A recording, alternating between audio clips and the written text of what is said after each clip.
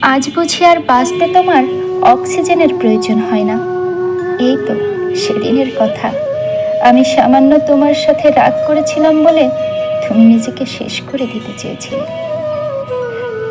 রীতিমতো হাতে কয়েকটা ব্লেডের দাগও এঁকেছিলে। আমি রাগ করে সম্পর্ক রাখবো না বলতে তুমি ফাঁসির দড়ি টানিয়ে ভিডিও কল করে বলেছিলে চলে যাচ্ছি, ভালো থেকো। তোমার এমন পাগলামিতে আমি সাথে সাথে ভালোবাসি ভালোবাসি ভালোবাসি বলতে বাধ্য হয়েছিলাম 1000 বার। আমাকে এক মুহূর্তের জন্যও দূরে যেতে দিতে না। আমাকে ছাড়া তোমার জীবন অসম্পূর্ণ, অচল বলে মনে করতে তুমি। আমি তোমার জীবনে নিঃশ্বাসের মতো বলে তুমি আমাকে তোমার জীবনের সাথে উদাহরণ দিয়ে বলতে সব সময়। আচ্ছা, আজ এমন কি হয়ে গেল যে পুরো 6টা মাসেরও বেশি সময় ধরে তুমি আমাকে এড়িয়ে চলছো?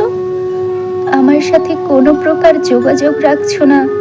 আমি যতভাবে তোমার সাথে যোগাযোগ করতে চাইছি সব পথ তুমি বন্ধ করে দিচ্ছ।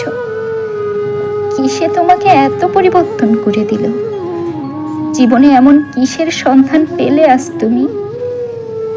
সেদিন যাকে অক্সিজেনের সাথে তুলনা করেছ, আজ তুমি সেই অক্সিজেন ছাড়াই দিব্যি বেঁচে আছো।